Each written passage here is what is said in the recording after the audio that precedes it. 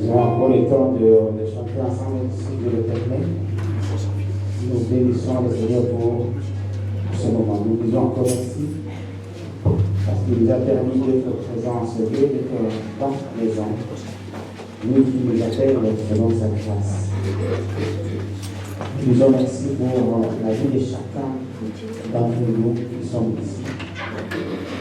Nous disons merci pour tout ce que le Seigneur a fait. Et nous demandons, et c'est toute bénédiction se déverse sur chaque famille, selon qu'il a dit dans sa parole, que chaque famille montera à Jérusalem.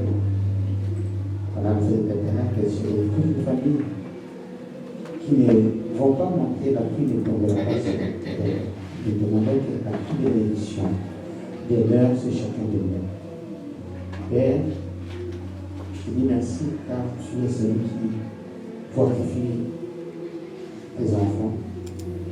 Tu connais, Seigneur, la situation de chacun de nous. Et tu connais ce dont nous devons faire. Puisque, Seigneur, on aura nous donner une nourriture nécessaire pour notre bonheur, pour notre avenir. Nous te demandons, ô Dieu, d'inonder cette salle de ta présence. Nous te demandons, ô Dieu, de prendre en contrôle, de contrôler toutes choses, chaque instant. Sois avec moi, Seigneur.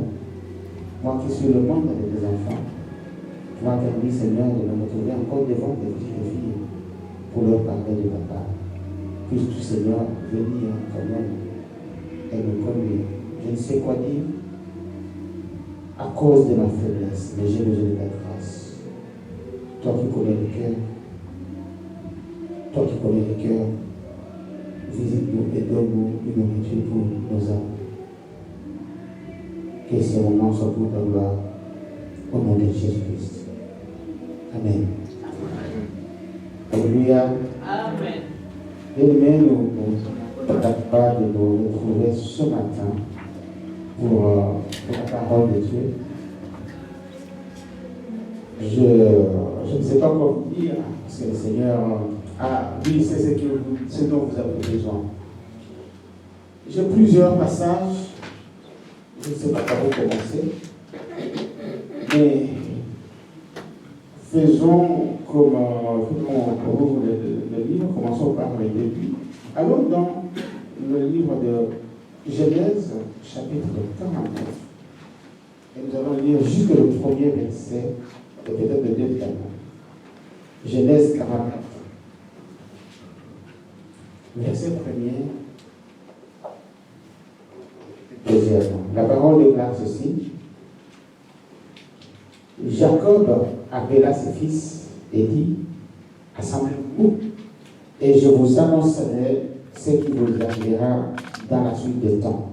Rassemblez-vous et écoutez, fils de Jacob, écoutez Israël, votre père. Nous prenons une deuxième portion. Matthieu 28, verset 20, et pour la parole de Dieu. Je vais en lire quelques versets comme ça, pour essayer de gagner en temps. On va les lire comme on est déjà dans la Bible ouverte. Matthieu 28, verset 20. La parole de Dieu est enseignez-leur à observer tout ce que je vous ai prescrit, et voici, je suis avec vous tous les jours jusqu'à la fin du monde. Nous prenons trois derniers passages, peut-être, avant de dire. Nous allons dans Proverbe 29, verset 16. Proverbe 29, verset 16.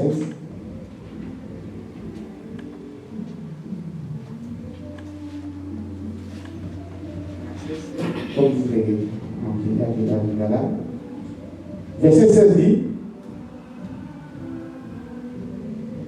Proverbe 29, verset 16. 29, verset 16, la parole dit ceci au verset 16. Quand les méchants se multiplient, le péché s'accroît, mais les justes contempleront leur chute.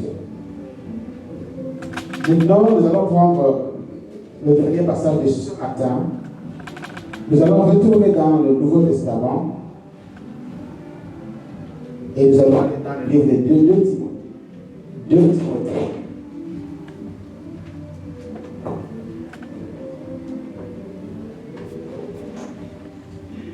Alléluia. Amen. Je ne sais pas si ça fonctionne correctement, c'est bien mangé.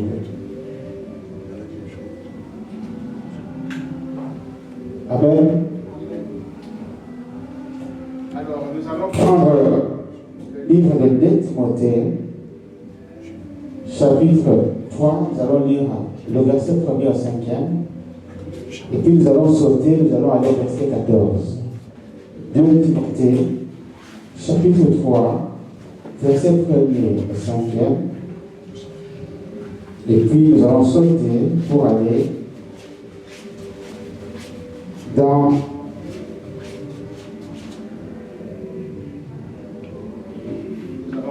verset 14. Nous lisons la parole.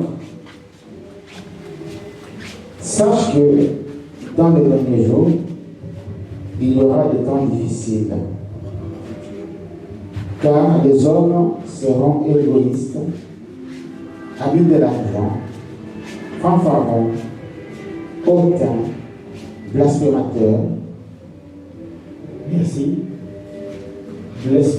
blasphémateurs,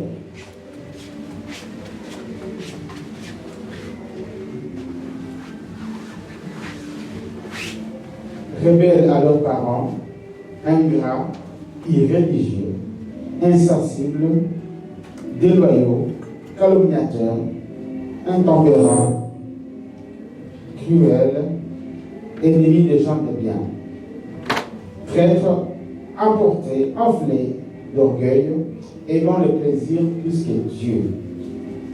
Verset 5. Ayant l'apparence de la piété, mais réuniant ce qui en fait la force. Éloigne-toi de ces hommes-là. Et le verset 14 dit ceci. Toi, demeure dans les choses que tu as apprises et reconnues certaines, sachant de qui tu les as apprises. Alléluia. Nous sommes en train de parler de quelque chose de nouveau. Et puis je voulais terminer les conséquences, parler des conséquences de la prière en présence du Seigneur, de demeurer dans sa présence.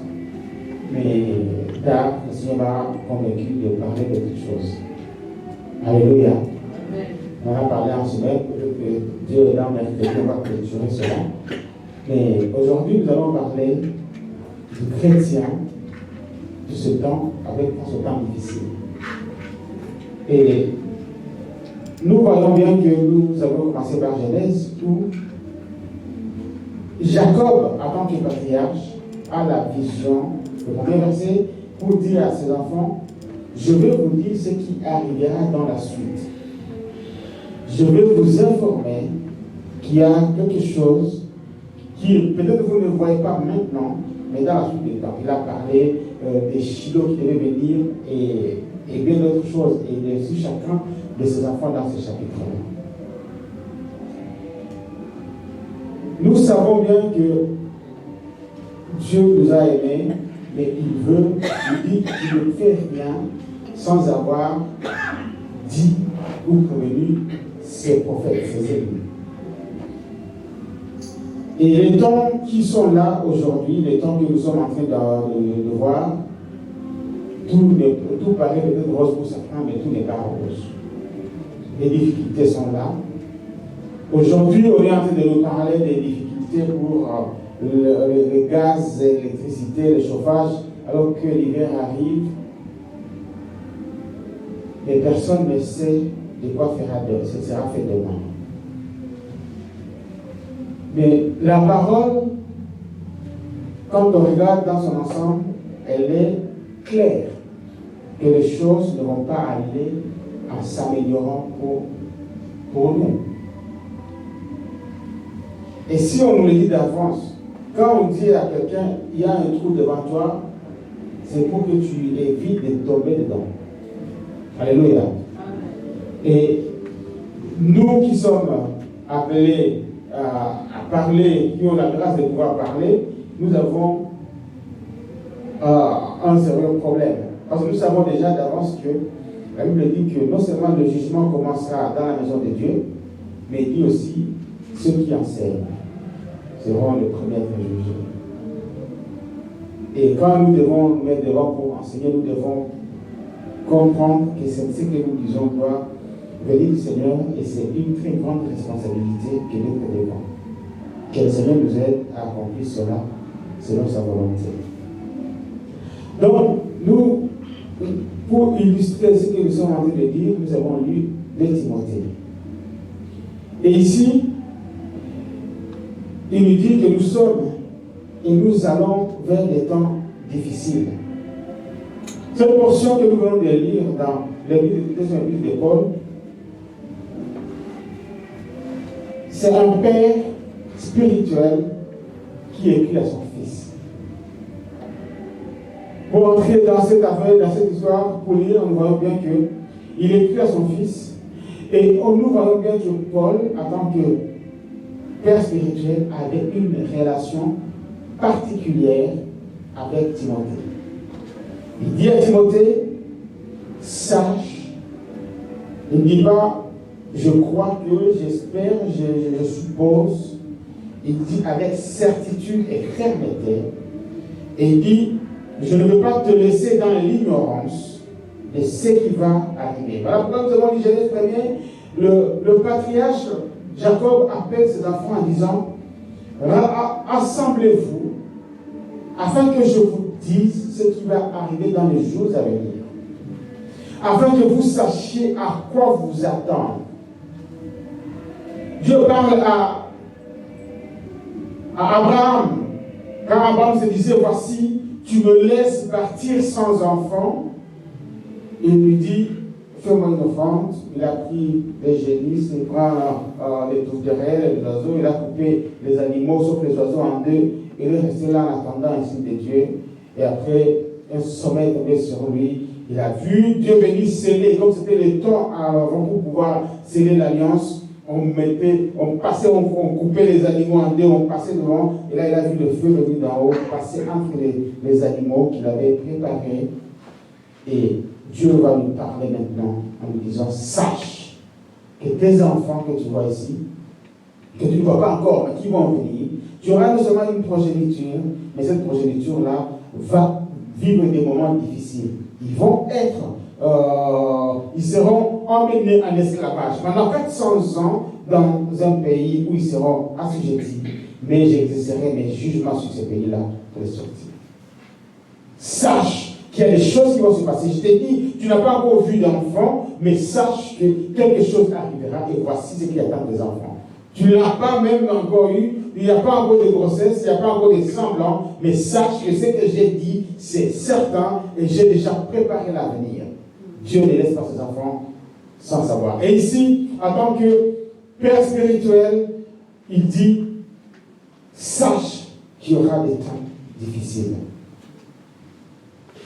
Et parlant de Timothée, dont tu parles, l'apôtre Paul l'a rencontré quelque part dans ces régions, j'appelle ça les pérégrinations.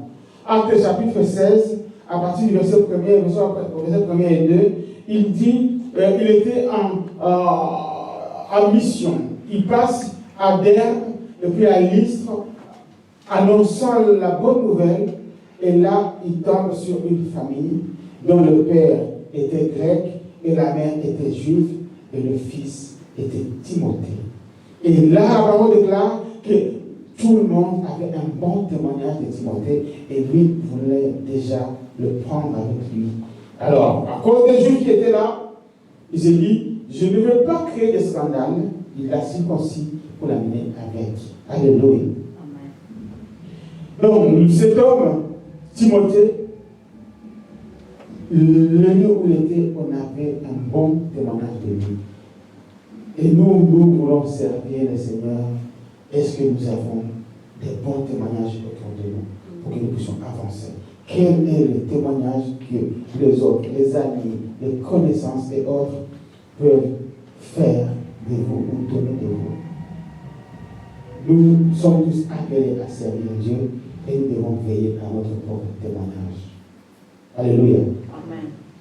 Et cet homme, Paul, dans sa relation spéciale avec Timothée, dans 1 Timothée 1, chapitre 1, verset 2, il dit quelque chose de particulier parlant de Timothée. Et j'aimerais bien que un jour, quand tu seras là, les serviteurs de Dieu, sous qui Dieu t'a envoyé, qu'il ait ce témoignage à ton sujet. Je voulais lire ce témoignage-là qui dit, Timothée, mon enfant bien-aimé. La relation est particulière. Je peux te poser une question. Quelle relation, toi, personnellement, tu as avec le berger de cette église? Nous voulons avancer, nous voulons servir Dieu, mais regarde bien quelle est la relation que déjà tu as avec le serviteur de Dieu que Dieu a établi, avec le pasteur. Est-ce qu'il peut rendre ce témoignage de toi en tant que son enfant dans le Seigneur? Alléluia. Il dit, mon enfant bien-aimé.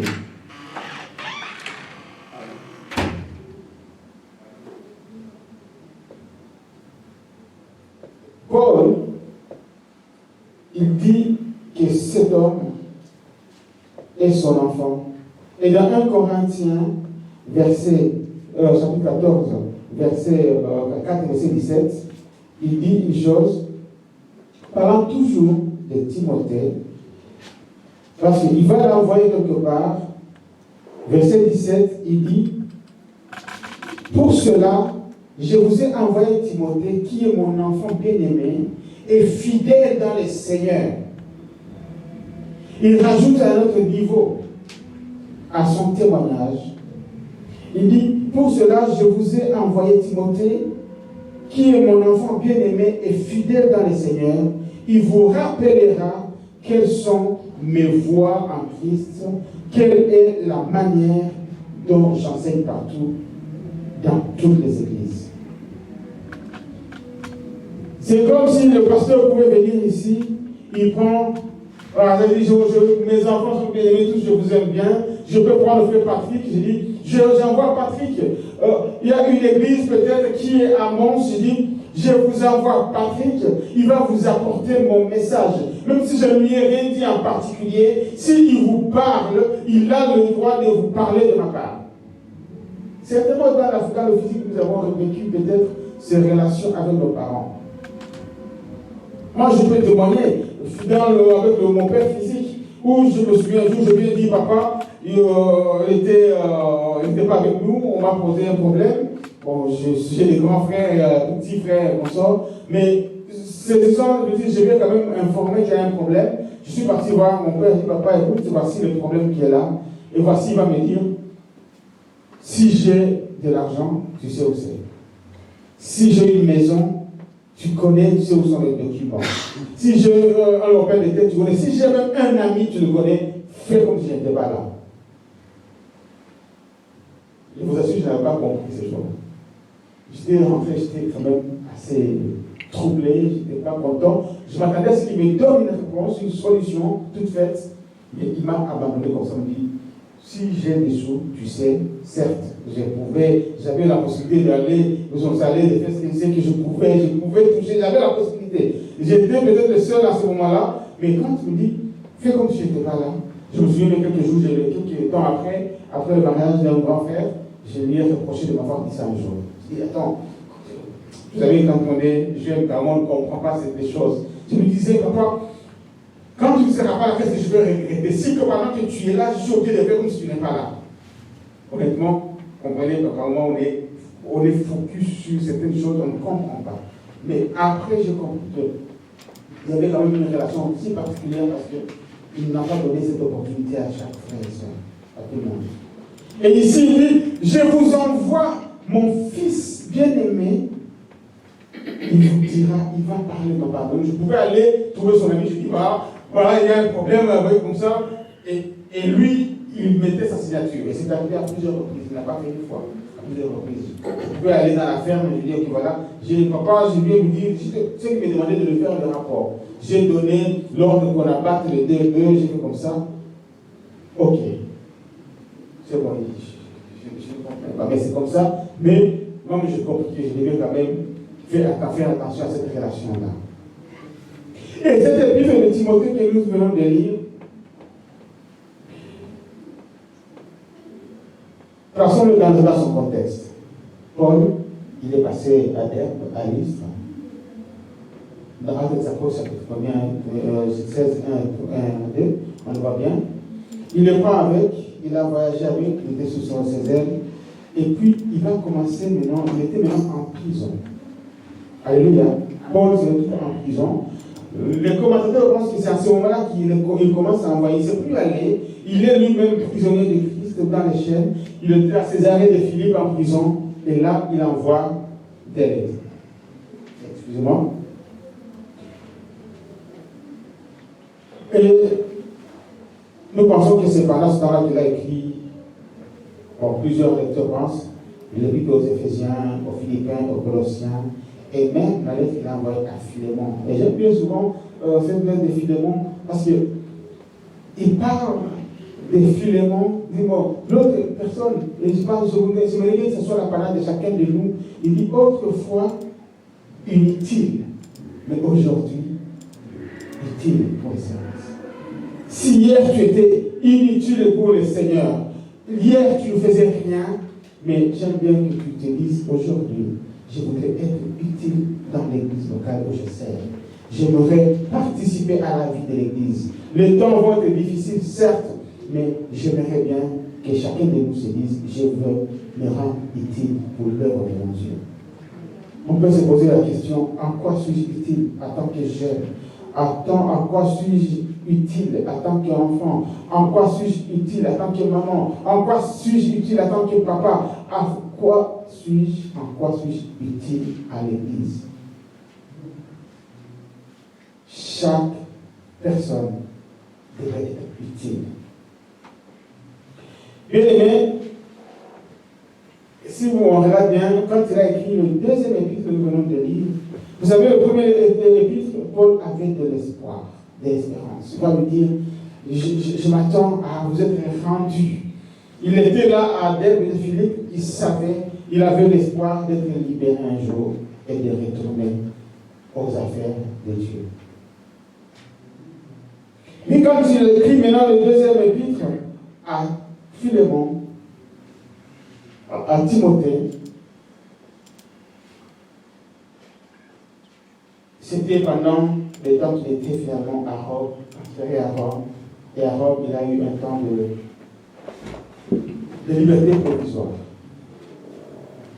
Mais là, à Rome, il a une autre conviction. Il sait bien que sa vie sur la terre va se limiter. Il dit, quelque part, que je sers maintenant de l'élibation.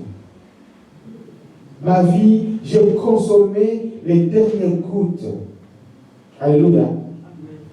Ma vie que je pensais vivre n'est plus la même. Je pensais, peut-être au début, je disais que je vais venir avec vous. Quand on lit Philippiens, chapitre 1er, verset 24 à 26, il est là pour persuader. Je vais venir à vous.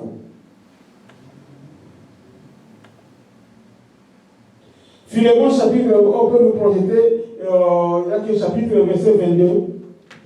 Philémon, chapitre, verset 22, il dit, en même temps, voyez cet espoir d'être libéré, il lui dit, prépare-moi même un logement. J'arrive bientôt. Philémon, chapitre 1er, verset 22, qu'est-ce qu'il dit? En même temps, pour un logement, car j'espère que vous êtes rendus grâce à vos prières. Je sais que je suis en prison, je suis éloigné de vous, mais j'ai l'espoir d'être libéré et de revenir à vous. Il dit, bientôt je sors. Il dit, voilà, les dossiers sont en train d'avancer, je sors de la prison, je reviens revenir. Alléluia. Mais quand il écrit 2 Timothée, si on lit 2 Timothée, chapitre 4, verset 6, c'est là qu'il dit, pour moi, je sers déjà de libération. Il s'est dit, je suis en train de... Alléluia.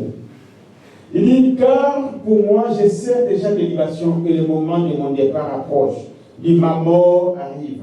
Dans d'autres versions, si vous avez plusieurs versions, vous pouvez voir la version observable, il écrit en disant, je vais être immolé.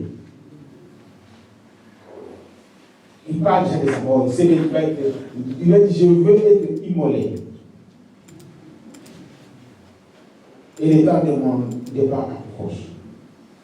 Et quand on a, la version sévère, il dit, car encore, en ce qui me concerne, je suis prêt à offrir ma vie comme une libation pour Dieu. Le moment de mon départ est arrivé. Il sait que bon, moi j'ai fini. Cette épître fait partie des épîtres appelées pastorales. Je me dis, où il écrit à Timothée, le cas Philippe, il a été d'écrire aux personnes appelées au ministère ou des personnes qui sont déjà dans les ministères. Alléluia. Qui ont des brebis à gérer, des pasteurs. Et il est en train de leur dire, voici comment vous allez conduire l'Église.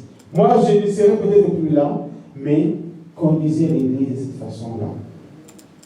Nous allons y revenir en disant, il y a des personnes dont tu dois t'éloigner. Dans cette épître, on voit bien que normalement la grande intimité qu'il avait avec Timothée, c'est pourquoi, à cause de cela, c'est pourquoi il a ouvert son cœur pour lui parler ouvertement. De Timothée 4, verset 9, il lui dit quelque chose de très précieux. Il dit, viens au plus vite. Il est occupé à parler, c'est-à-dire, quand il a été de parler, il parle vraiment à son enfant. Bien aimé, vous savez, je veux parler de ta relation aujourd'hui. Nous sommes dans les temps difficiles qui arrivent, de ta relation avec le berger. Il peut le dire, Timothée, si nous pouvons projeter cela dans 2 Timothée, chapitre 4, verset 9, il dit, viens au plus vite vers moi. Voilà la suite. Car Démas m'a abandonné par l'amour pour le siècle présent et il est parti pour Thessalonique. Cresson est allé en Galatie. Il a donc expliqué comment tout ce qui était autour de lui. Mais toi, il lui dit bien maintenant, mais quand il y a je ne sais pas comment expliquer ça, il lui demande même un service. Au verset 13, il lui dit, j'avais oublié mon manteau à tel endroit, prends les parchemins qui sont avec, amène-les mon fils. Alléluia. Il ne les a pas laissé là où il est. Il a une relation avec son Père spirituel. Il a une relation avec son Fils spirituel. Est-ce que tu soignes ta relation avec ton Père spirituel? Quelle est la relation que tu as avec le berger sous qui le Seigneur t'a envoyé? Très souvent, quand il t'appelle, il va m'appeler à l'église, il va me donner des choses. Je vais répondre après. Bon, il laisse le message, et ainsi de suite. On commence à murmurer. Peut-il te dire, s'il te plaît, laisse ce que tu fais, viens. Vous savez, nous les hommes mariés, je peux vous dire, j'ai vécu une chose un jour avec le pasteur, mais moi, je n'étais pas encore là. Il y avait des travaux qui étaient faits chez le pasteur. Et puis, il m'appela il y a quelqu'un qui a dit de travail dans la salle de bain, si tu peux le voir. Et je faisais le genre de domicile. Alors je viens, je lui dis, écoute, pasteur, je vais passer de 14h à 15h. Je vais passer pour 1 heure. Je vais donner 1 heure. Et puis, j'ai fini le boulot, je viens. Vous êtes où? Pasteur, oui, je suis en face à Haïti. Je les rejoins. J'avais 1 heure. On sort de la bouche. J'avais un rendez-vous. Et on sort, on va d'abord dans un magasin. On regarde certaines choses. Je regarde l'heure. Les 14 heures sont passées. Je ne suis pas encore parti là où je vais aller, 15 heures. Et puis on doit aller là où moment où je vous assure, je commence à être nerveux. Alléluia. 16 heures. Moi, je vais dire, attendez, je vais dire, ce qu'il y avait 17 heures. 18 heures, je dis, je dois partir. Je n'ai pas fait tout ce que je devais faire, mais je dois partir. Moi, j'avais prévu, ça va être 1 heure. On a perdu le temps dehors, je dois partir. Je ne vous dis pas la suite. Mais par moment, nous devons savoir parce que Dieu utilise ses serviteurs pour te tester ta patience, tester comment tu fais les choses. Il va utiliser des éléments, mais si tu ne sais pas laisser certaines choses à deux côtés et te soumettre, Dieu ne te lèvera pas. Je ne dis pas que je suis élevé, mais il y a des choses que Dieu fait pour travailler notre personnalité. Et il peut utiliser n'importe qui, les temps et les circonstances, il peut les utiliser. Mais tu dois prendre ton orgueil par moment. Nous disons, si tu ne peux pas programmer, changer tes priorités, en disant, voilà, ok, je suis avec les serviteurs de Dieu. Il dit à Timothée, ce que tu es en train de faire, si toi viens, passe d'abord à tel endroit, prends le livre, prends le parchemin, et viens au plus vite. Alléluia. J'aimerais bien que le Seigneur nous donne la patience et la possibilité de et de pouvoir faire, d'entrer, comme dit, d'être enseigné. Maintenant, demain, il peut me dire, j'étais appris à patienter à 10 heures. Alléluia. Je ne savais pas que c'était une leçon, mais c'est après que j'ai compris que non. Même si lui ne savait pas, mais Dieu l'a utilisé pour m'enseigner quelque chose ce jour-là. Alléluia. Je lui dis, viens, amène-moi le manteau que j'ai laissé. Le parchemin et qu'on sort. Et ici, nous voyons encore une autre chose. Que maintenant, en entendant le sujet, il parle à son fils spirituel comme un prophète. Il dit, dans cette partie, dans l'anglais, Timothée 3, verset 4, il dit à son fils, il viendra des temps difficiles. Ce n'est pas peut-être maintenant, mais des temps difficiles arrivent. Nous sommes en train de parler des chrétiens face aux temps difficiles. Alléluia. 2 Timothée, chapitre 4, verset 3 et 4, il me dit quoi?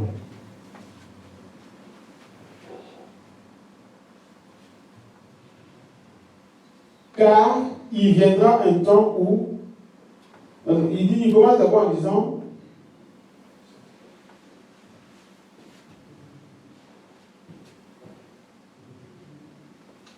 ces temps difficiles, il dit, car il viendra des temps où les hommes ne supporteront pas la saine doctrine, mais ayant la démangeaison d'entendre des choses agréables, ils se donneront des foules de docteurs selon leur propre désir. Alléluia. Bien aimé, laissez-moi vous dire qu'aujourd'hui, nous sommes en train de vivre ces choses à un niveau pas possible.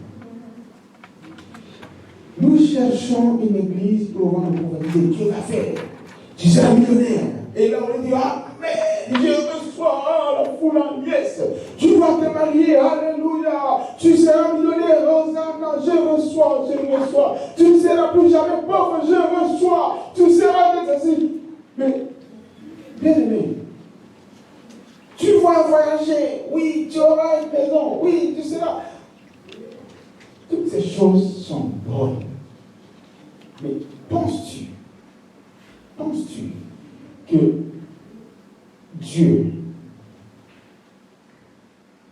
lèverait son serviteur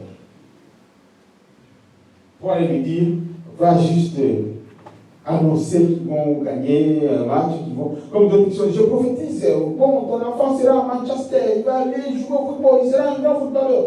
Attends, et le Dieu dans tout ça, c'est quoi? Alléluia. Oh, voilà, tu auras encore mariage. Oui, et Dieu dans tout ça, notre mariage. Combien se sont mariés sont sortis? Ceux qui ne sont pas dans les Seigneurs, ne se marie pas. Bien aimé, j'ai besoin de vous dire que souffrons. Certains parlent de l'évangile de constipation. Ce n'est pas grave, mais je pense que la plupart des fois, le prophète, quand il se réveille, il allait apporter un message pour vous prévenir. Voici ce qui va arriver et voici comment vous allez vous y prendre. Et par moment même, regardez quand Dieu rencontre, on a lu ça il n'y a pas très longtemps, comme on a encore la main fraîche, quand il dit cacherai-je à Abraham, ce qu'il allait faire, c'était quelque chose de bien. Mais vous savez pourquoi? Qu'est-ce que Abraham lui a fait quand il a entendu ça? Il a commencé à prier et Dieu s'est souvenu même de l'autre pour le délivrer, n'est-ce pas? À cause d'Abraham. Quand le prophète Élie se lève pour aller voir Akab, il va te dire quoi? Que Akab, en tout cas, tu vas encore régner 10 ans en plus. Quand tu vas voir le roi, il dit, le roi, tout mourra. Il ne vient pas lui dire toujours de bonnes choses. Il donne des ordres à ta maison parce que tu es malade et il avait des succès, tu vas mourir. Ainsi dit le Seigneur. Mais afin que toi, tu t'humilies devant Dieu.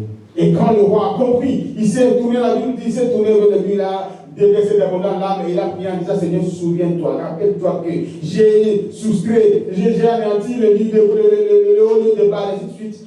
Le Seigneur a envoyé son serviteur qui sortait en disant, ok, j'ai entendu son cri. Il retourne, dit que je n'ai aucun sang. Mais s'il me dit, tu sais quoi? Oui, regardez bien. Le problème qui nous pousse dans certaines choses qui ne sont pas bien, à cause de notre cœur, c'est que nous sommes comme des Balaam. Balaam, Dieu vient lui dire, donc on envoie Balaam quand on envoie des serviteurs, il dit envoyez-nous Balaam pour qu'il aille maudire Israël. Il dit d'abord, je le ferai, je ne viens pas. Il dit, Seigneur, est-ce que je dois y aller? Seigneur me dit, ne va pas. Seigneur me dit, ne va pas. Il part. On lui envoie des émissaires, après il dit, on a augmenté le gain. Il dit, mais si j'avais donné autant, je donne le double. Il dit, Seigneur, voici le double, est-ce que je dois y aller? Seigneur dit, ne va pas. On a multiplié par 10 finalement. Il dit, Seigneur, regarde, ils ont multiplié par 10, comment je fais?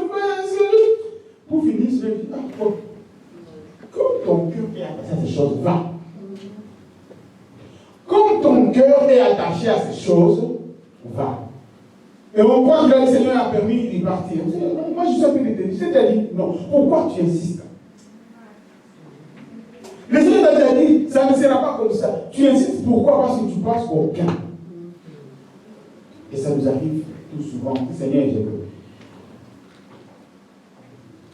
Et finalement, il va partir.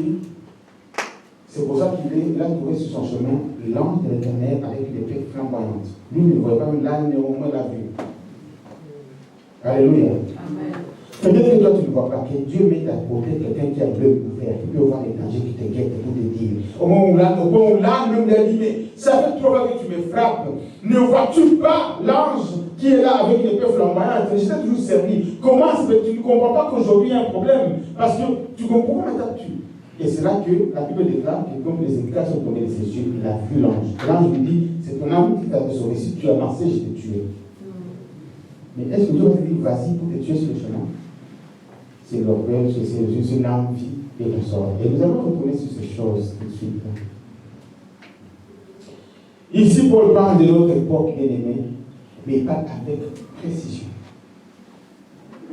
Sache que dans les derniers jours, je suis persuadé, sache, je ne dis pas, je pense, je ne dis pas peut-être, mais sache. Au chapitre verset 1er, que dans les derniers jours, il y aura des temps difficiles. C'est que personne, aucun chrétien aujourd'hui n'est prêt à écouter. Et si on lui dit des temps difficiles, il va dire que Dieu n'est pas ici. Et si on voit des temps difficiles arriver, on va chercher quelque part, on va lui dire autre chose. Nous venons de lire, ils vont se chercher des docteurs pour qui vont les caresser dans le sang du poil, des poils. Mais le problème, c'est que l'Église est produit vers votre ruine. ne cherchons pas toujours des discours qui vont dans notre sens. Ça peut être complet. De volonté, Dieu peut mettre un serviteur là-bas, il vient pour nous éprouver. Souvenez-vous. Dieu parle aux jeunes prophètes. Il lui dit, va dans ces lieux-là, tu vas trouver le roi en train de faire des interprétations devant l'autel. Tu parleras à l'autel, dis à l'autel telle chose. Et pendant qu'il allait, il est parti, il lui dit une chose, il donne une condition, il dit, tu iras dans ces lieux. Non seulement tu vas lui dire et tu pars, tu ne mangeras rien dans ces lieux et tu ne dormiras pas là-bas. Ne rentre même pas par le même chemin que tu as pris. Dieu était clair. Dieu t'a parlé personnellement. Maintenant, qu'est-ce qu'il lui va faire? Il part, il arrive là-bas, il parle au roi. Le roi va maintenant vouloir donner des ordres, sa main est restée séchée au-dessus de l'autel. Au point où le roi l'a supplié, s'il te plaît, invoque ton Dieu pour qu'il enlève ma main ici, là. Il a prié, le roi était délivré. Maintenant, il s'est dit, ok.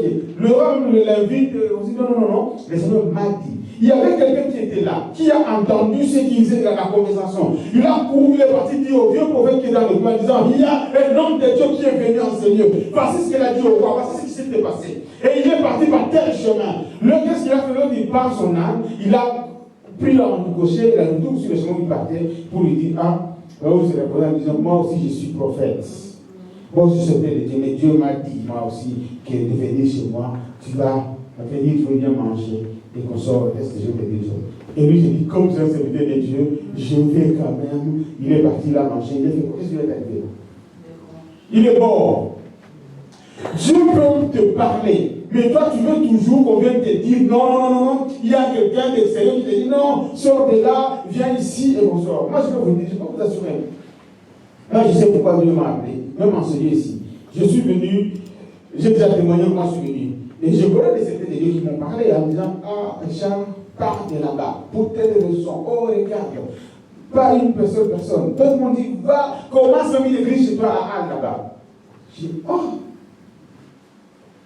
moi, c'est lui qui m'a appelé, il ne m'a pas dit ça. Et j'ai déjà répété en disant, il y a des personnes qui te disent, voilà, l'église peut vivre des moments troubles. Ça peut arriver. Mais qu'est-ce que tu fais? Ou quand tu entends maintenant les ondes à cause de ça, tu commences à dire, non, est-ce que d'abord ici Dieu est là? Est-ce qu'il y a quelque chose? Tu commences à douter. Moi, ce que tu fais, retourne vers ce qui t'a appelé. J'ai dû, je dis bien à cause des personnes, d'écouter certaines personnes, même je me supprimer leur numéro, même s'ils m'envoient, c'est des inconnus, je ne réponds plus, je peux vous dire la vérité, qui se disent prophètes, je ne donne pas les titres ou apôtres, ou je ne sais pas, pasteur et consort, qui le soit ou pas, je ne sais pas, mais moi je sais ce que Dieu m'a dit. Alors, je suis resté fermé. À plusieurs reprises, j'ai prié en disant, Seigneur, qu'est-ce qui se passe? Pourquoi est-ce que cet homme que je croyais homme de Dieu peut me dire ça? Je vais vous assurer, je vous dis la vérité, Seigneur me montre souvent, si ce n'est pas à moi, c'est à mon épouse, on est dans une classe, et parce qu'on est, et le professeur peut enseigner. Si vous êtes à ma place, faites quoi? Alléluia. Donc on m'a dit, voilà, tu peux partir parce qu'il y a des. Oui, il peut y avoir des choses qui ne vont pas. Tu vas commencer à écouter les ondes. L'autre est parti, l'autre a fait ça, l'autre a fait ça. Mais sache que tu dois avoir ta relation personnelle avec Dieu et avec le serviteur qui est devant toi. Amen. Alléluia. Amen. Je dis ces choses parce que je pense que ça peut aider quelqu'un. Sache que dans les derniers jours, il y aura des temps difficiles. Ce n'est pas un tâtonnant qui dit ça. Mais je demande que Dieu ressuscite dans cette génération des vrais prophètes. Qui ressuscite, qui amène des personnes capables d'entendre et d'amener le vrai message. Pas le message, comme disait mon père de son vivant, il ne faut pas prier par envie. Tu viens seulement avec une envie que tu as envie. Parce que l'ennemi profite de ce moment-là. N'est-il pas écrit qu'il est apparu à certains illuminés comme anges de lumière? Et ceux qui ont entendu ces recommandations, non seulement ils se sont éloignés de la vérité, sont revenus dans les péchés, ils sont perdus.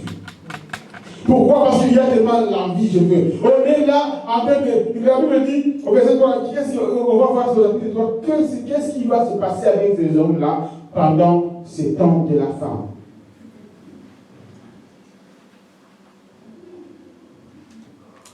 Autre chose que je voulais dire à propos de l'apôtre Paul et de son fils dans la foi, au sujet de cette histoire, c'est l'histoire de l'humanité, il appelle à dire la fin de l'humanité est précise et sera là. Dans Apocalypse 21, chapitre 1er, Jean dit, j'ai vu un ciel nouveau et une terre nouvelle. Alléluia. Que tout ce que nous sur des choses sur lesquelles nous appuyons, que nous cherchons, il viendra un moment où ces choses vont disparaître. Je disais, à beaucoup de serviteurs montré que la terre, les ciels, Jean sont vus dans les premiers, dans les autres chapitres, il a vu le ciel disparaître comme un rouleau plié. On l'a roulé, il est parti. Il dit la terre est partie comme un rouleau et cette terre n'était plus. Il n'y avait plus ni la terre, ni le ciel, ni la mer, il n'y a plus. Apocalypse chapitre 21, verset 1er, il dit, il a vu ces choses. Il dit, puis je vis un nouveau ciel et une nouvelle terre, car le premier ciel et la première terre avaient disparu et la mer n'était plus. Tu t'attaches à des choses, tu t'attaches à je suis beau, je suis ceci, j'ai quelque chose, tout ça, tout passera, tout finira. Mais il y a une chose qui deviendra, ton âme se retrouvera face à face avec ton Dieu. Je me souviens bien de ces prédications du pasteur, va à la rencontre de ton Dieu. Il y a un moment où là, ça rencontre, et c'est là que les choses vont se comprendre. Dans les derniers jours, même Esaïe, il y aura certainement un dernier jour. Qu'on les veuille ou pas. On peut se dire, voilà, on est intellectuel, on a étudié la science, on nous a dit et qu'on sort. Certes, mais soyons certains que ce que Dieu dit, c'est la vérité. Amen. Et une chose que je vais encore dire, nous connaissons la parabole de l'ivraie.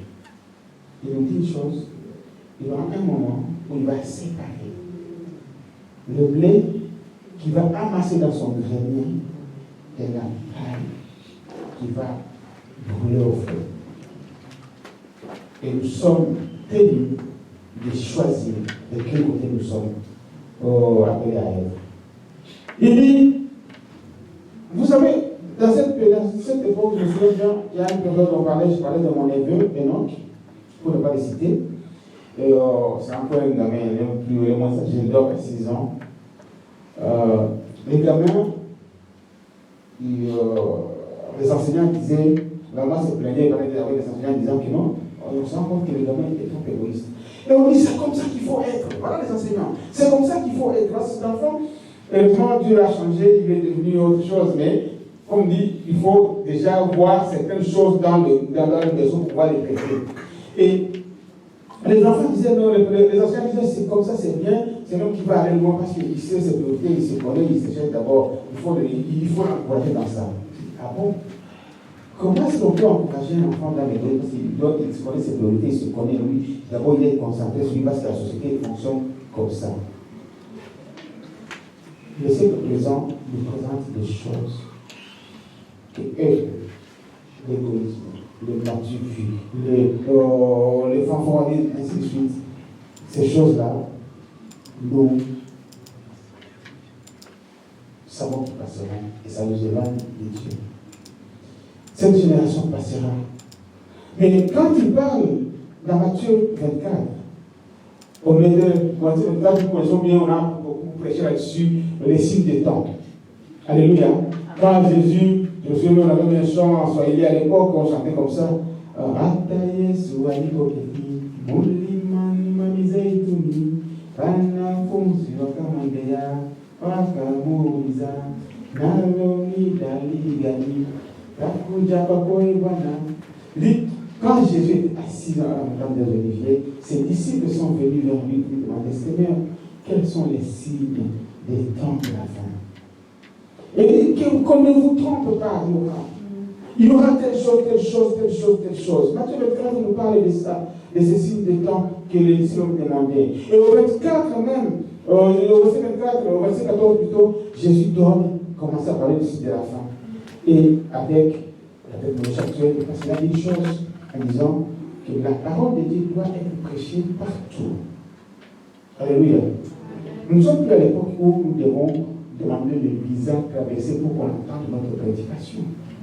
Alléluia. Il y a une période où on vous a dit, pour pouvoir prêcher, comment faire pour que les gens qui sont dans mon village entendent telle chose. Eh bien, tu prends ton téléphone, WhatsApp, tu envoies. Tu vas Facebook, tu envoies. Et la parole arrive. Alléluia. Nous disons là que sur YouTube, je trouvais que pour toucher ceux qui sont en Afrique, YouTube ne regarde pas beaucoup, et ça pose beaucoup les dégâts, ils disent. Facebook, ils acceptent encore. C'est dit, oh, mais là, ça va encore. Mais quand tu envoies les trucs sur YouTube, YouTube, non, je regarde mes mégas. Ils n'ont pas les wifi illimité ici. Hein. Alléluia.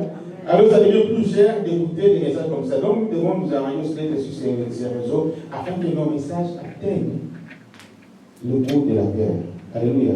Tous les médias sont possibles. Avoir entendu le fait suffit. Alléluia. Alors, nous voyons bien que ça sera, les signes sont là, et comme dit à Timothée, ce qui va arriver. Et dans notre lecture des 2 Timothée chapitre 3, Paul fait sortir quelques aspects. Mais il nous montre que la qualité de la vie va baisser. Les inquiétudes vont augmenter. Je ne sais pas, toi, dans quelle situation tu es aujourd'hui. Mais quand on regarde de manière générale, est-ce que quelqu'un peut me dire que la qualité de la vie que tu avais en 2000, c'est la même qualité de vie qu'on a aujourd'hui? Alléluia. Si je prends que l'Europe, quand je parle encore, si je vais encore dans les années 80, pour une année qui a entre 2 ans, 20 ans plus tard, dans les années 80, c'est ce qui est le Congo. On a connu Objectif 80. Quand on vous parlait des Objectif 80, manifeste de l'ancienne et consorts. Est-ce que le pays n'était pas prospère dans les années 70 par là? Mais dans les juste après, quand il a commencé, toutes les choses commençaient à aller bien. Jusqu'à ce qu'ils se mettent les Américains et d'autres ont commencé à casser et qu'on sort. Et on n'a pas vécu des moments compliqués. Mais on a vécu quelque chose où en Afrique, mon père était un enseignant primaire et secondaire, où on décidait même de filer aux enfants à l'école. Alléluia. Et si ce n'était pas le lait à nous, c'était du lait en poudre. Alors, vous avez connu ces choses. C'est vrai que moi, je n'avais jamais mangé aux années, puis aussi parce que, bon, étant donné que qui distribuaient, donc on avait même aussi à la maison. Alléluia. Comme on dit, c'était que nous, on mangeait à l'école à midi, nous, c'était le riz et les haricots, on appelait ça tchéngé. Le vendredi, c'était le petit pois et le riz. C'était, il faut à l'école de manger. Ah oui. Vous n'êtes pas à l'internat, non? Mais il y avait ce repas de midi. On appelait ça tchéngé. Mes frères et soeurs et compagnie, on dit, à l'époque, on a vécu ça. Mais aujourd'hui, c'est compliqué. C'est compliqué. Les temps sont en train d'aller, pas en s'améliorant, mais la pression un peu dans le sang. Aujourd'hui, et qu'est-ce qu'on fait pour nous y préparer? Aujourd'hui, on a les médias. Quand on a envie de vous faire accepter certaines choses, on va en parler jour et nuit, on met dans les médias. Information, facture d'électricité. Vous ouvrez les journaux, les factures d'électricité et de gaz. En fait, pour vous dire que vous n'allez pas y échapper, ça va vous arriver. Ne commencez pas. On fait savoir que c'est le lot de tout le monde. Non, c'est pas le lot de tout le monde. Est-ce que je suis quelqu'un qui va nous prendre pour moi? Alléluia. Est-ce que Herman Décro a un problème de payer son chauffage de moi? Pour certains, en fait, il faut comprendre que je suis venu de parler de chrétien. Donc, je vais dire, il y aura des temps durs, difficiles. Les gens seront malaisés. Il n'y aura pas de facilité. Ce sera pour nous une vie remplie d'épreuves et d'embarras. Il y aura certainement de graves problèmes, beaucoup de dangers, d'inquiétudes, de douleurs, d'afflictions et de désagréments vont nous attendre. C'est par ça qu'il parle des temps difficiles. Quand on dit les temps difficiles, ça sera pas pour monsieur et madame tout le monde. Ça sera difficile pour une catégorie de personnes. Les hommes et les femmes qui craignent Dieu. qui s'attache à la sainte doctrine. Mais il dit à Timothée quelque part, toi, souviens-toi de ce que tu as été enseigné et garde ces choses afin de garder ton cœur, pas sache que ça arrivera. Jésus nous a dit, s'ils font ça au bois vert, que verront-ils au bois sec? S'ils ont fait ça à Jésus, que verront-ils à vous? Bois vert, si le bois vert a souffert du feu, le bois sec, ça va aller à une quatrième vitesse. Le bois sec qui nous sort, nous devons nous y préparer. Bois sec que nous sommes, nous devons nous y préparer en disant, nous savons que les épreuves seront là. Une autre chose qu'il faut que faire ressortir ce texte, c'est quoi? C'est la raison pour laquelle ça sera difficile. Il nous donne la raison.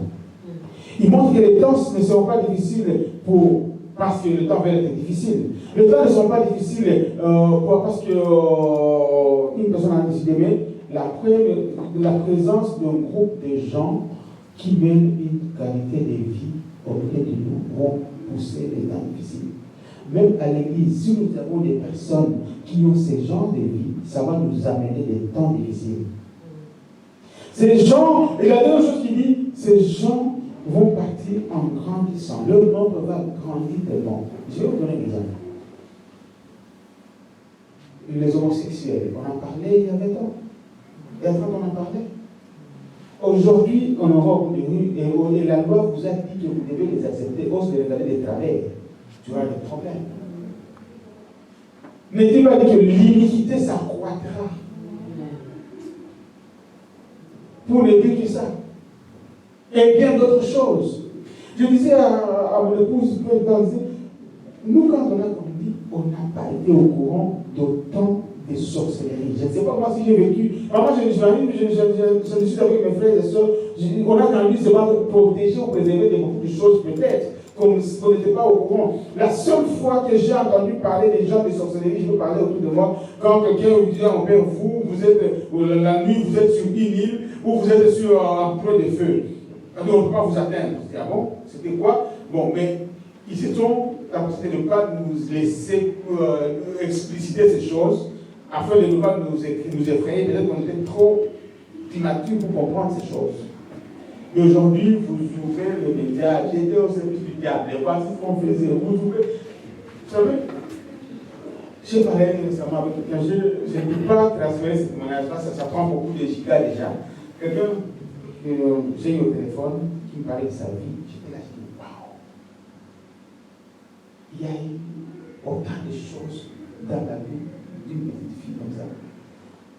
Je ne peux pas citer tout ce qu'il m'a dit parce que c'est bien qu'il verra cette vidéo, il ne m'a pas dit ces choses pour que je puisse les raconter. Mais je peux vous assurer que quand je déposé le téléphone, je suis à la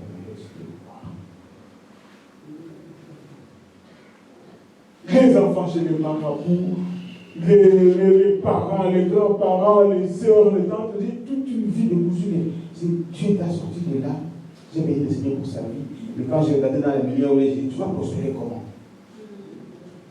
C'est normal qu'il y ait des combats à gauche, à droite. Tu vas aller chez maman, et comme ça, tu vas aller chez papa, mon papa le plus, mais tu comprends bien que. On te dit, je me souviens bien, en 2015, j'avais dit à cette personne-là, en 2015, on avait prié pour sa délivrance, et puis, quelques temps après la délivrance, je lui ai dit, tu sais, quelqu'un va mourir. Je savais que cette personne va se reconnaître, mais vraiment, je savais que je vais la prier. Il dit, quelqu'un va mourir. Il dit, pourquoi? Parce qu'on a chassé un esprit, et ton père qui vivait en toi. Et tu sais comment tu es entré ce jour-là par ta propre rébellion.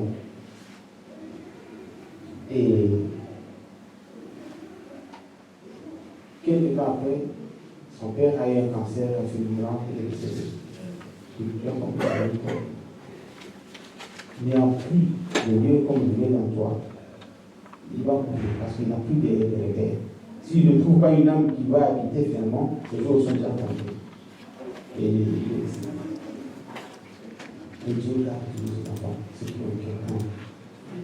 Je n'étais pas au courant. Je m'aurais grandi à l'abri. Mais au fur et à mesure que le temps passe, on se rend compte que on est en train de paralyser ces choses. Il dit, au service de Satan pendant X temps, au service de ce il est marabout, Seigneur, fais grâce à tes enfants, mets-nous à l'abri, gardez-nous loin de ça. Psaume au chapitre 1er, le verset 1er dit, heureux l'homme qui ne marche pas selon le conseil des méchants. Et ici même, Timothée dit, il y a des gens qui marchent au fait, dit à la fin, éloigne-toi de ces gens-là. Alléluia.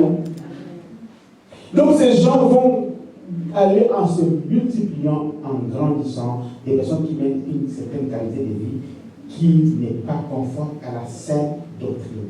Mais toi, bien-aimé, garde la saine doctrine. Ce n'est pas parce que tu as vu quelqu'un se pavaner avec des Tesla, des Porsche, des machins, que tu es obligé de faire. Non, tout passera, tout finira. Et quand on se retrouvera face au Seigneur, c'est là que la vérité sera. Comme certains gens m'ont dit qu'on écoutait à l'époque, mais ça avait son sens où on disait calamité examine la Jérusalem en proclamation en paradis. Je ne sais pas s'il y en a qui connaissent ces gens. Je vous ai dit calamité examine la Jérusalem calamité proclamation en paradis. Et c'est là qu'on saura de ta proclamation. On dira qui a la couronne. Qui a la couronne. L'examen c'est ici sur terre. Tu dois subir, oui, tes épreuves, oui, tu vois, quand tu as dit des budgets dans la matière, tu as vu comment certains se disent, ah, moi, je n'étudie pas, mais quand tu es régi, tu te dis, ah, comment, vous savez comment, là, qui ont dit, oh, tu attends dans quoi? En fumant, plusieurs, bon, il y a beaucoup qui ne parlent pas ce langage-là. Vous allez à l'université avec d'autres. Pendant que vous allez étudier, vous êtes là à la bibliothèque juste tard. Ils sont en train de discuter sur le football, Barcelone, Maradona à l'époque, tu vois, Mexico 86, c'est l'autre, ceci, cela. Ok. Mais pendant que tu es là, vous êtes en train de bûcher. Vous rentrez, vous dormez, vous allez faire les examens, vous réagissez, lui il a échoué, il dit, c'est pas possible. C'est tout doit avoir un crédit. Je connais des étudiants, un étudiant à l'université de Kinshasa à l'époque, où les autres, finalement, il y a un jour, ils ont dit, aujourd'hui, là, il ne va pas se présenter. Ils ont envoyé des gens pour l'enfermer dans sa chambre qui ne se présente pas à l'examen parce que c'est pas possible qu'il distingue tout le temps. C'est pas possible. Il a été ajourné parce qu'il ne s'est pas présenté. On l'a enfermé dans sa chambre au Bimalenote. Pourquoi? Pendant qu'ils étaient là, vous imaginez le monde qui se passe à Mexique, à Mexico 86. Lui, le match commence à minuit, 1h du matin. Mais les étudiants, c'est la période d'examen, juin, juillet, examen de fin d'année. Au lieu d'aller étudier, ils sont donc des chauffeurs, ils sont déjà dès qu'ils disent l'université, tu sais, tu sais là, on a parlé des grands des mini-guerres, des machins, ah, c'est dit, tous ces trucs-là, aujourd'hui, on n'a pas le prix. Des Backenbauer, des ceci, des France. Ok, on était là, en écoutant, on s'est dit, mais c'est quoi cette histoire? Mais lui, j'ai dit, moi, j'ai resté à la bibliothèque, au quitte l'université, j'ai resté à la bibliothèque, j'ai bu. Et à 23h40, ce qui est le match commence à 10 minutes, je viens, et moi, je m'étais devant là-bas, couché devant avec pour regarder le match. Mais avant ça, j'ai bossé derrière là-bas. Maintenant, quand le matin, on va regarder l'examen, les gens échouent, je dis, mais on était avec lui là-bas. Il doit avoir un grille parce qu'il était là. Oui, vous l'avez vu devant, mais un peu de temps, il était où? Alléluia.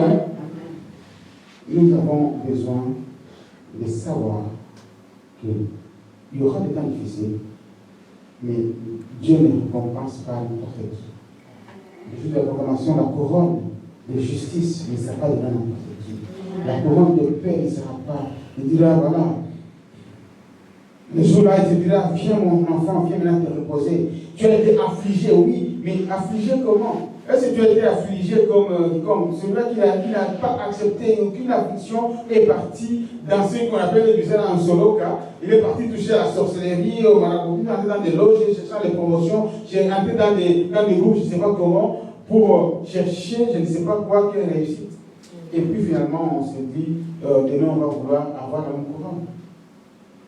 Je me souviens que j'avais montré à maman Solange une photo que j'avais prise un jour, quand je viens de chez moi. Il y avait des moments très difficiles, les combats à où on habite. Un matin, on sort, on voit un post-it sur ma voiture, le chauffeur, une post-it jaune écrit en rouge, intéressé par une loge blanche. Puis ils ont écrit en français, en anglais et en néerlandais. Rien de ça, c'est un mot. Nous sommes à la recherche d'un couple dominant. Si tu veux s'intéresser bien, voilà mon numéro. Ils ont pris le numéro pour eux. Je regarde, et là, je me disais publicité. Je dis, si c'est une publicité, ça doit être sur toutes les voitures ici. C'était tôt le matin, on venait à l'église. On regarde, il n'y avait que sur une autre voiture. La nuit, le soir, toutes ces voitures étaient là. Il y a personne qui sort. Mais comment se fait-il que c'est uniquement sur notre voiture? Je dis non, je vais montrer ça au pasteur. Il n'avait plus, donc il fallait que je fasse la photo. Et moi, je dis non, il ne faut pas. Tu peux partager ce numéro ici, avec le numéro. Quelqu'un va lire, va prendre ce numéro de téléphone. Tu deviens plutôt le canal pour que quelqu'un dans ça. Cache le numéro. Vous avez vu, le numéro était caché en dessous. Voici le numéro. Et voilà, j'avais pris la photo. Je peux trouver même dans les archives, parce que moi, je peux trouver encore ça. Et là, tu as dû les chercher quoi? Soit tenté un peu pour dire qu'est-ce qu'il y a, qu'est-ce que vous proposez, comme ça.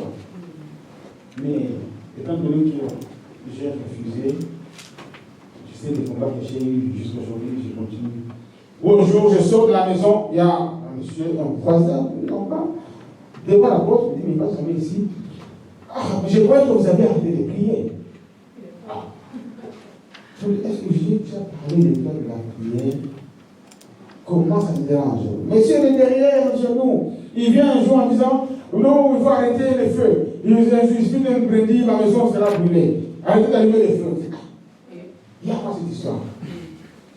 C'est quoi cette histoire? Je dis, bon, si c'est comme ça le feu. Dans la rue, on voyait des personnes avec sur leurs fenêtres afficher les signes francs-maçonniques et on sort. On a commencé à prier, Seigneur, nous les chassons de Jésus. Nous prions pour la vie du Glory Strat. Nous prions pour la vie du Tupel-Nam. Nous prions pour la vie du Tupel-Nam. Seigneur, je peux vous assurer que le nombre de gens qui ont déménagé ne prend pas. Et par la grâce de Dieu, on était les seuls Africains dans ce coin, ce sont les Africains qui achetaient ces maisons. Je bénis le Seigneur pour cela. On a quelques Camerounais, quelques Congolais, quelques Burundais, mais ce sont que les Africains. Je bénis le Seigneur parce qu'ils peuvent vous amener quelque part, vous ne savez pas pourquoi vous êtes là. Vous allez être combattu, mais il va travailler avec vous. Le combat peut être là. Comment tu te lèves le matin? Pendant 3 mois, chaque matin, le policier devant ta porte. Il vient de stationner là-bas. Qui sort, il écrit. Tu rentres, il écrit. Jusqu'au jour où ils ont perdu ton patience, ils m'ont attaqué. Tu passes à côté de l'autre, tu banalises. Ah, c'est lui, c'est lui. Ils sortent, ils font le tour, ils te suivent. Ils disent, monsieur, carte d'identité, comme ça, je me suis retrouvé la tête dans les orties. Je devais prêcher cet après-midi-là. Je me suis retrouvé encore à 17h au cachot. Ah! En sortant à 17h, je devais rentrer à la maison au moment où je devais travailler. Il était de 13h à 14h au cachot. La tête gonflée avec les orties, des choses comme ça. Mais je sais bien que mon Rédempteur est vivant. Il y aura des temps difficiles, oui, il y aura des temps difficiles. Mais celui qui, à part de celui qui vaincra, c'est celui qui aura la couronne. Alléluia. C'est celui qui vaincra qui aura la couronne. Il y aura des temps difficiles. Dieu nous appelle à avancer avec cela. Nous avions lu Proverbe 29, verset 16. On peut le reprojeter encore. Il dit, les méchants se multiplient. Proverbe verset 29, chapitre 29, verset 16. Alors il dit, quand les méchants se multiplient, le péché s'accroît. Quand les méchants se multiplient, le péché s'accroît, mais les justes contempleront leur chute. Il y aura un temps où nous contemplerons cela. Aujourd'hui, les méchants sont en train de se multiplier. Dans les derniers jours, nous verrons ces choses. La méchanceté des hommes se multiplie. Vous êtes mis à tout bout de rue. Vous êtes là. On ne fait que la publicité de ça. Qu'ils soient suivis dans les informations, que ce soit les films qu'on fait, c'est tout juste vous entraîner. Les personnes qui parlent souvent ici, qui font des fêtes de l'amour en disant, c'est l'entraînement à quoi? À l'adultère. Alléluia. Vous regardez ça, c'est l'entraînement A. Ils sont dans les, comme dit, comment ils disent, les nouvellas. Oui, mais après, demain, vous commencez à vouloir produire la même chose. Parce que la foi vient, c'est ce qu'on entend. Si c'est la parole de Dieu, il faut que nous ayons la foi. Et ils ont la foi dans ceux qui s'entendent. Alléluia. Bien, comme nous sommes dans le livre des Proverbes, prends le Proverbe 28, verset 28. 28, la parole dit quoi encore? Quand les méchants s'élèvent, chacun se cache. Est-ce que tu veux te cacher? Et où est-ce que tu te caches? Il y a un lieu. Il y a un lieu où il faut se cacher, bien aimé. C'est dans le Seigneur. C'est dans la présence de ton Dieu et dans sa connaissance. La Bible dit ceux qui connaîtront leur Dieu agiront avec fermeté. Ceux qui connaîtront leur Dieu agiront avec fermeté. Ce n'est pas parce que l'autre a pris telle mode que. Vous savez, je vais vous donner un exemple de la mode dont on parlait à l'époque. Il y avait une artiste américaine, beaucoup l'ont justifié, elle a commencé la mode. Aujourd'hui, il mettait ses cheveux et puis il cachait un œil. Qui venait juste devant et cachait un œil.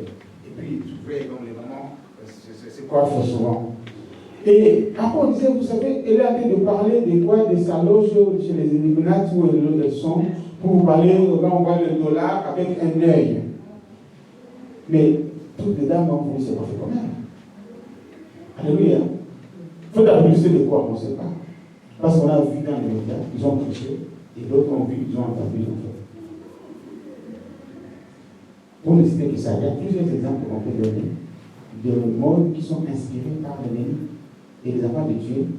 Quand les gens marchent chez lui, Dieu peut vous inviter à marcher comme ça. Quand les gens sont les Conan, les Égypte, les Égypte, comment chancer, Dieu peut vous inspirer vraiment. Ça, c'est quand tu vas, c'est comme ça que tu vas t'habiller, sort. Comme je dis souvent, comme disait Madame Chloa, ils ont des dévotés jusqu'au fils. Au début, je ne comprenais pas. C'est quoi? Elle dit, voilà, parce que c'est l'autre pays du fils, comme ils font là-bas, donc un dévoté qui arrive jusque là. D'accord?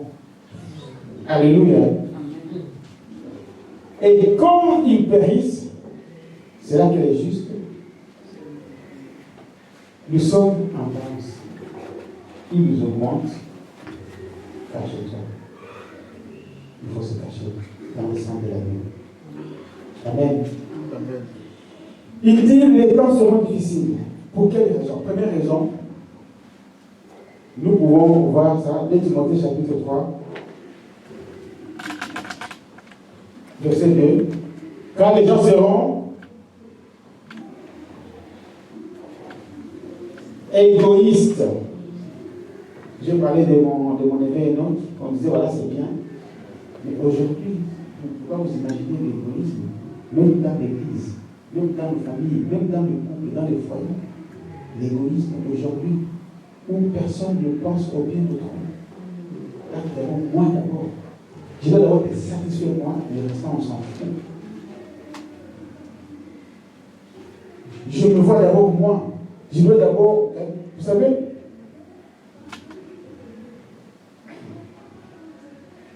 je vais dire des choses que je ne voulais pas dire, mais ce n'est pas grave. C'est pour nous dans la. Je vais essayer de dire ça autrement. La sélection naturelle passe par un aspect primordial. C'est quoi? Vous connaissez ça? La nourriture. L'alimentation. Alléluia. Je me souviens un jour, avec mon épouse, on va voir un frère. Vous savez bien que non.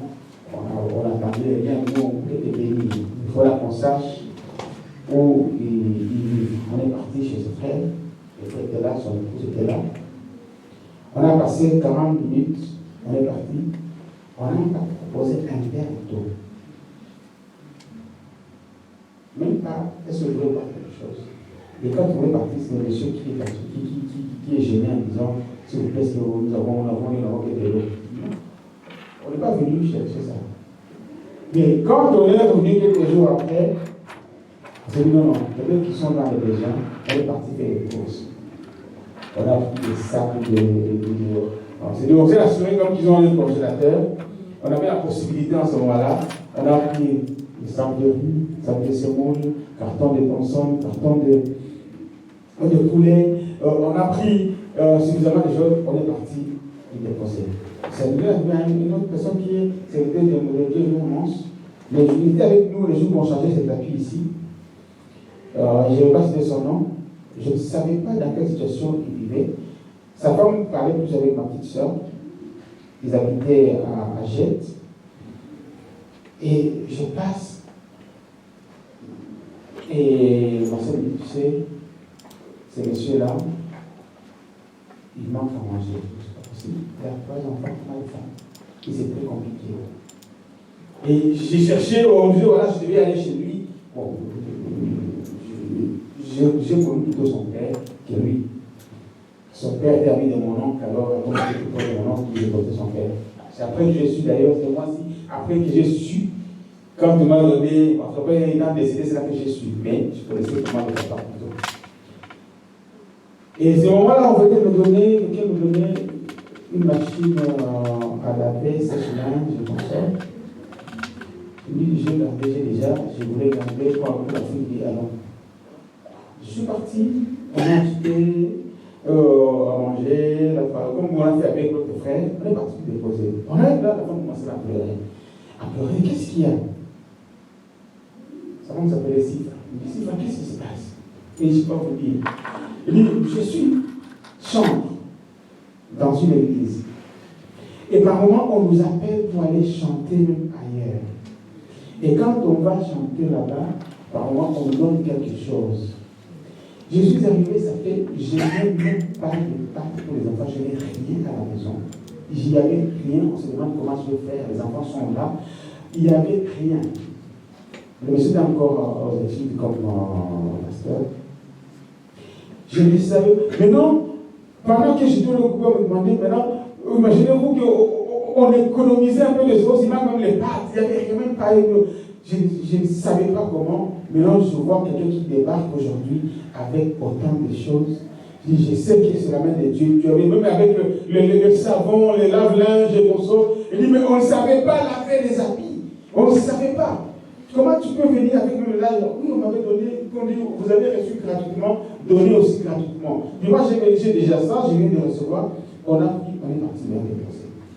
Et Dieu me les a coupés pendant un temps. Aujourd'hui, il est serviteur de Dieu, je dis, Seigneur,